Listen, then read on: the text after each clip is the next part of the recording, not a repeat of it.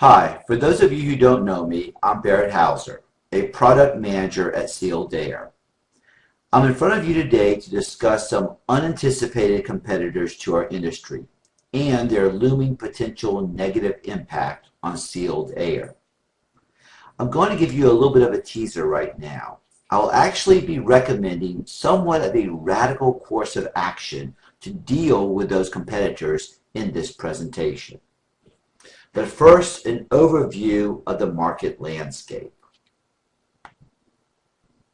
As we all know, there have been some recent changes within the packing supplies market, both with the market itself and with the consumers. There is new competition that we simply must consider. The key factors to our success were our patent protections and licensing of only one competitor, extensive market education, and the packaging mentality in the United States. We now have competition from new entrants such as GAVCEL and more established firms such as Sunsetsu.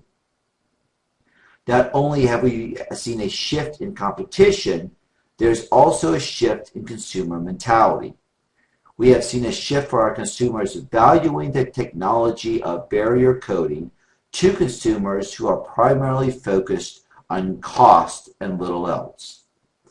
These new consumers have a more, quote, purchasing department mentality, end quote, with less value placed on the science behind the benefit of Sealed Air's products.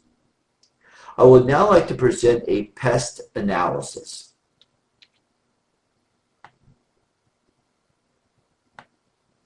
Pest analysis are often utilized to assess important external factors that can have a profound impact on one's business situation. In this case, the acronym PEST stands for P, political, E, economic, S, social, and T, technological. I will briefly discuss relevant issues in each of these domain areas that could have a long-term ramification for Sealed Air. Regarding political factors, there are two main issues at play. First, from a global perspective, it is difficult to break into the German market. Sunsetsu is based in Germany and has a major share of that market. There are also other reasons, which I will touch on in the socio-cultural section, that limit our expansion in the European market. In addition, several companies have recently found a, quote, workaround, if you will, for several of our patents. This means that competitors can copy us, loosely defined, given that they are legally not in violation of patent infringement. They can do this, therefore, without legal ramification. They thus can offer cheaper imitations of our products in the United States. Regarding economic factors, our biggest issue right now is the lower price point of our competitors. Strictly speaking, our products are much more expensive. Customers are paying a premium for quality. However, as we'll be discussing in the technology section, this differentiation might be shrinking. Competitor pricing is one of the most serious threats at this time. I also want to briefly mention our numerous product lines. We are offering multiple products at significantly different price points. This requires a dedicated and knowledgeable sales staff to educate the consumer about the differences in products. Thus, we must continue to invest in a significant sales force to help our customers select products that best fits their needs or risk overwhelming our customers. Regarding the social cultural perspective, the view in many of the European markets is that packaging supplies are seen as, quote, expendable commodities, whereas in the US, these same products are viewed as a productive cost-saving resource. Simply put, our products are viewed as a luxury more than a necessity in many European markets. Finally, despite our best educational and marketing efforts, it is possible that an increasing percentage of the market will simply not believe that there is a difference in quality between sealed and unsealed bubbles. The last factor I would like to mention is technology. We have leveraged technology to provide a superior product. However, advances in technology now threaten to change the competitive landscape.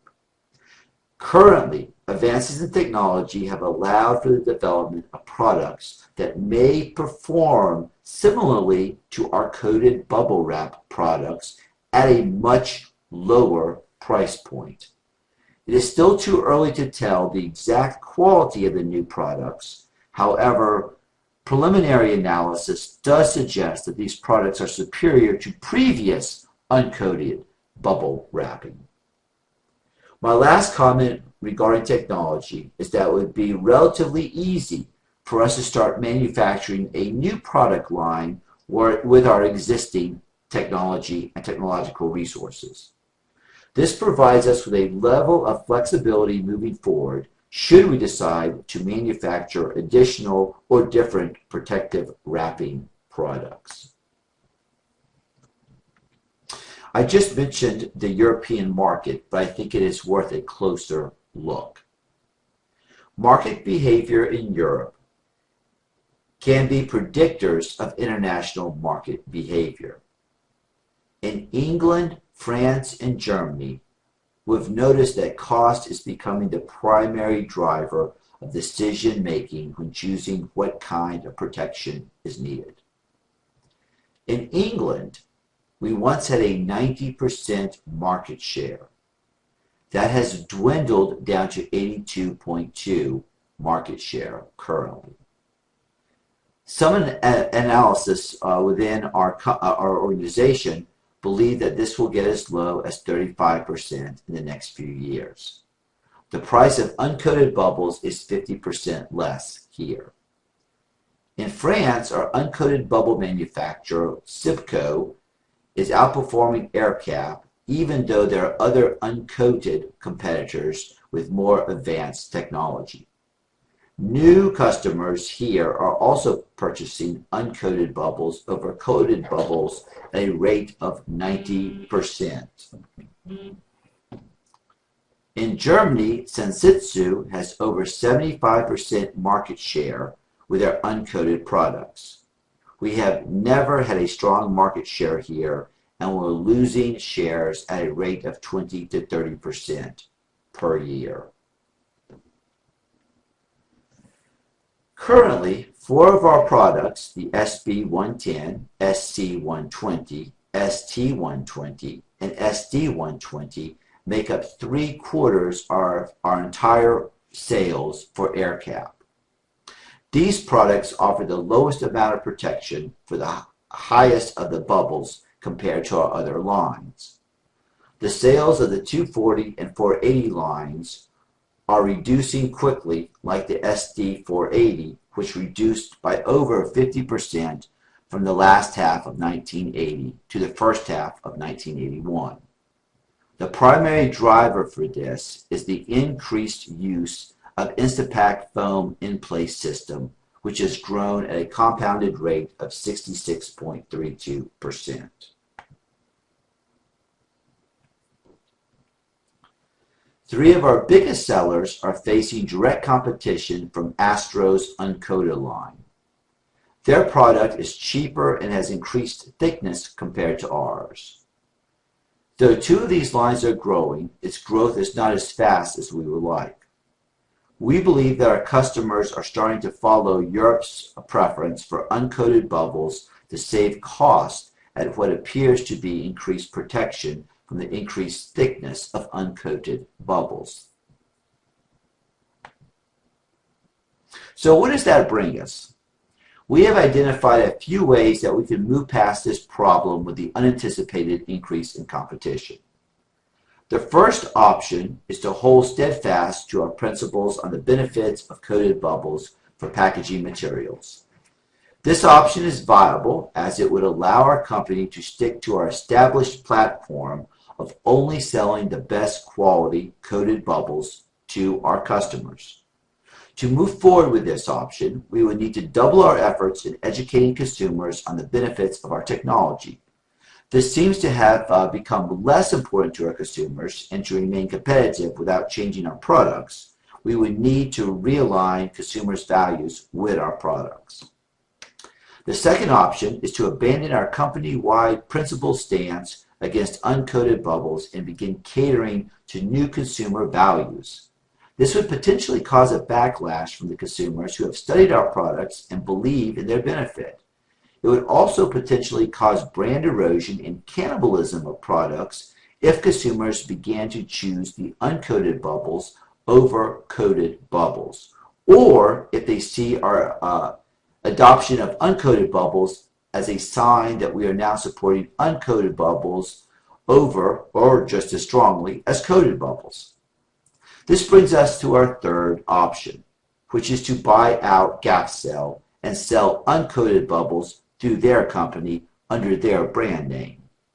This option preserves Sealed Air's company's image of only selling coated bubbles and preserves the education to consumers that aimed to teach them that coated bubbles were the smartest decision for them to make with their packaging supply needs.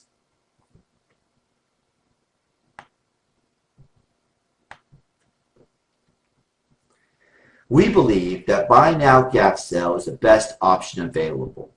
They are still a new company and might be very open to a buyout from a more established, quote, bigger player in the industry.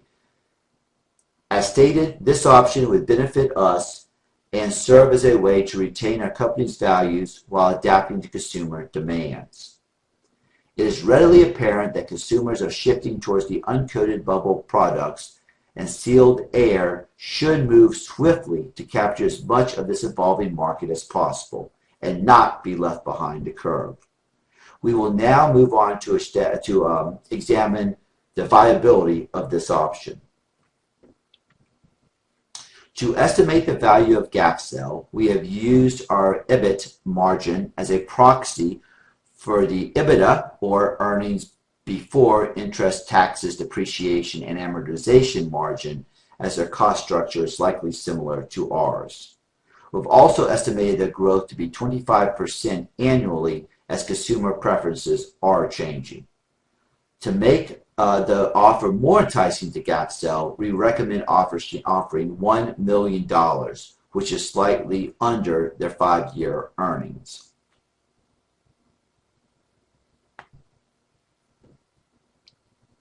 Having GapCel as a subsidiary means that we will have access to our extensive distribution channels. Utilizing these channels, we expect GapCel to grow at an annualized rate of 50% for the next 5 years. That means that the break-even of GapCel acquisition would be reached as early as the first quarter of 1982.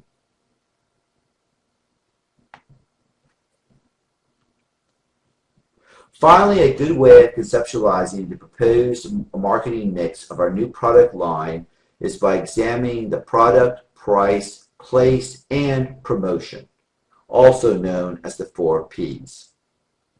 The product in this case will be high-quality, unsealed bubbles made by our newly acquired company, GapCel.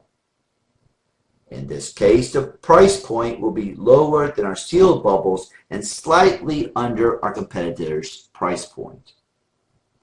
The place, or distribution channels, will be our current distribution center via our established distributors, or depending on volume, we could sell straight to the end user, as is our current standard practice. Finally, we will rely primarily on GapCel's current sales staff to promote our new product line. In summary, we will be launching a new product at competitive prices. However, and this is an important point, we'll be able to leverage our current distribution channels to sell our new product, thereby cutting down on operational cost. I appreciate your time. Are there any questions?